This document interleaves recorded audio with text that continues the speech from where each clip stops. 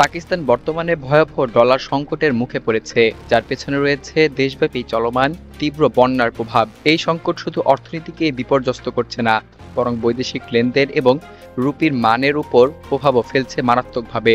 বন্যার ফলে দেশজুড়ে সরবরাহ ব্যবস্থাও বিঘ্নিত হচ্ছে। অনেক জায়গায় সড়ক এবং অবকাঠামো ক্ষতিগ্রস্ত হওয়ায় ডলার পৌঁছানো সম্ভব হচ্ছে না। এই পরিস্থিতি বৈদেশিক মুদ্রার লেনদেনে মারাত্মক প্রভাব ফেলছে। ডলারের সরবরাহ বাধাগ্রস্ত হওয়ায় দেশজুড়ে মজুদের পরিমাণ আশঙ্কাজনকভাবে কমে গেছে।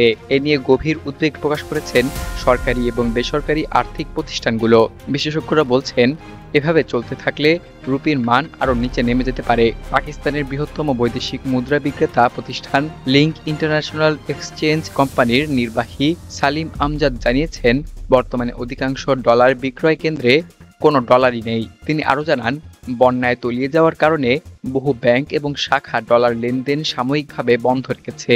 ডলার সংকটের ফলে স্থানীয় মুদ্রা রুপির উপর নেতিবাচক প্রভাব পড়তে শুরু করেছে। গত 2 বছরে যেসব সেশনে রুপির মান ঊর্ধ্বমুখী ছিল, সেগুলো এখন হুমকির মুখে। বিশেষজ্ঞরা বলছেন, ডলার ঘাটতি অব্যাহত থাকলে রুপির পতন ঠেকানো কঠিন হয়ে যাবে। এর আগে পাকিস্তান সেনাবাহিনীর তদারকিতে যুক্তরাষ্ট্রের সঙ্গে বাণিজ্যিক চুক্তি এবং বিভিন্ন আর্থিক পদক্ষেপের ফলে 2025 সালের জুলাই মাসে রুপির মান ডলারের বিপরীতে 1.2% বৃদ্ধি পেয়েছিল।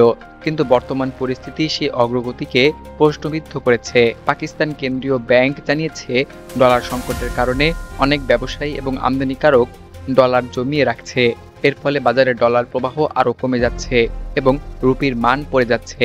এতে পুরো আর্থিক ব্যবস্থায় অনিশ্চয়তা তৈরি হয়েছে। এই বন্যায় শুধু অর্থনীতি ক্ষতিগ্রস্ত হয়নি, প্রাণহানিও ঘটেছে ব্যাপকভাবে। গত 2 মাসে বন্যায় কমপক্ষে 930 জন নিহত হয়েছে এবং লক্ষাধিক মানুষ বাস্তুচ্যুত হয়েছে। এই মানবিক বিপর্যয় অর্থনৈতিক সংকটকে আরও গভীর করে তুলেছে।